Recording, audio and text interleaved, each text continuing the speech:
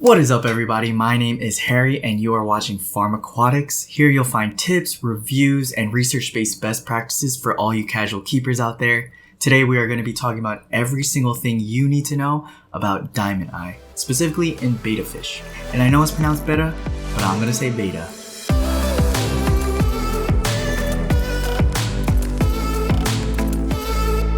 This is Garo. Get it? Red hair, red trim. No? Okay, never mind. Anyway, this is one of the first ever betta fish that I took under my wing, and he happens to be a platinum red dragon plakat. I did originally want to get a blue rim betta, but I didn't want to risk in the future having that white color change to that blue color. So I decided to get a platinum red dragon. I soon realized that my little Garo was developing this whitish film or this tint over his eyes, and that led me to look more into it. Having not done much research into this breed before picking up a platinum dragon plakat, I soon realized that this specific breed is prone to getting diamond eye. So I decided to look further into the topic, and I am going to share what I learned through my research. So what is diamond eye? Also known as moon eye, diamond eye is a genetic trait that leads to the overgrowth of scales over the eyes of these specific betta fish. This overgrowth of scales can unfortunately lead to blindness for these fish. However, an important distinction to make is that this overgrowth of scale has no anatomical impact on the retina of the fish, or rather it just grows over the eyes. Diamond eye can happen to various extents to these betta fish. It could happen on one eye or both eyes. It can partially cover the eye, or it can fully cover the eye. This condition usually happens slowly over time, meaning it takes a few months or even a few years for it to reach its final form. Are all betta fish at risk for diamond eye? Actually, diamond eye can impact different types of fish, not just betta fish. But specifically with betta fish, not all breeds are at risk. The specific betta breeds that are at high risk include platinums, as we talked about earlier, but also metallics as well as marbling bettas. How does diamond eye affect a betta fish? The number one impact of diamond eye is blindness. Luckily, diamond eye usually doesn't impact the lifespan of a betta fish, but it can impact the quality of life of that betta fish. Diamond eye also does not physically hurt the fish, which is good. So in short, diamond eye is a pretty benign condition, and it is very much possible for you to give your betta fish a healthy and happy life.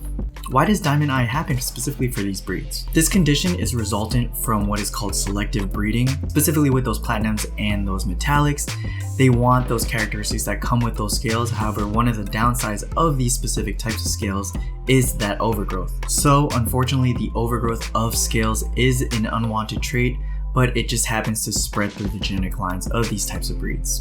Are there any treatments to diamond eye? Unfortunately, there are no recommended treatments for diamond eye specifically for betta fish, but I have heard breeders in the past have been able to pull off the scales that grow over the eye. I can't personally recommend this because it takes a lot of training and experience for people to do that, especially with small fish such as bettas. But I do know this is a common procedure for bigger fish. Is there any way I could prevent diamond eye from happening to my fish? Unfortunately, much like how there are no treatments for diamond eye, there aren't really any preventative measures that you can take for diamond eye.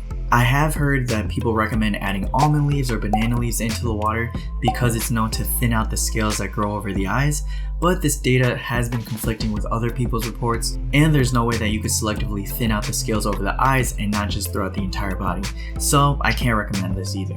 Just as a clarification, I do know that almond leaves and tannins have a plethora of benefits for all fishes, but to add them specifically for this reason, being diamond eye, that I can't recommend. Is there anything I can do if my fish is developing diamond eye? So on to the meat and potatoes of why you guys clicked on this video. I have 8 tips and tricks that you should do if your betta fish is developing diamond eye. So as we know now, diamond eye is a genetic trait, so it's inevitable if a fish is developing diamond eye. But here are a few things you can do before that diamond eye reaches its final form. Most of the recommendations coming up have to do specifically with conditioning your betta fish to know how to eat, when to eat, and where to eat using senses other than sight.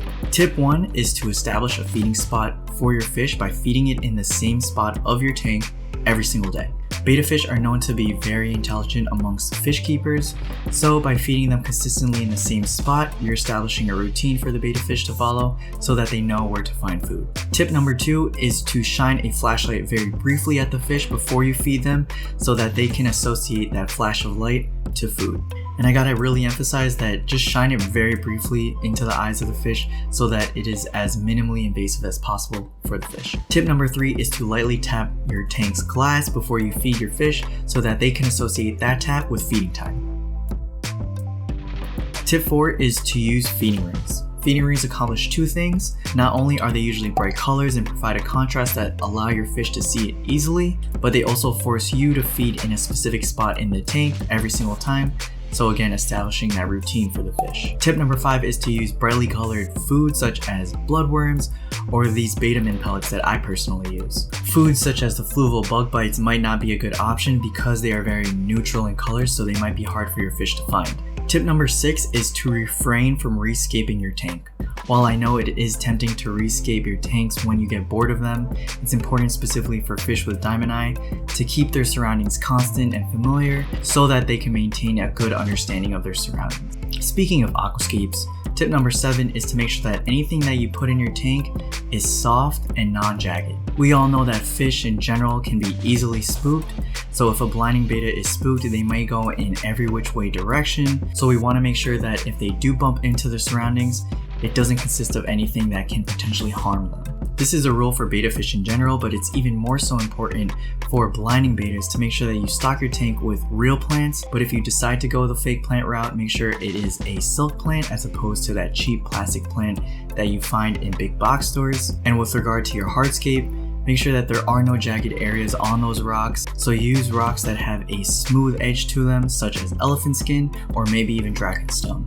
And last but not least, tip 8 is to maintain a low current in the tank. And again, this tip is applicable to all betta fish, but even more so important for diamond eye bettas because they're already experiencing a condition that's abnormal, so you want to keep them nice and chilled and relaxed, keep those zen levels up.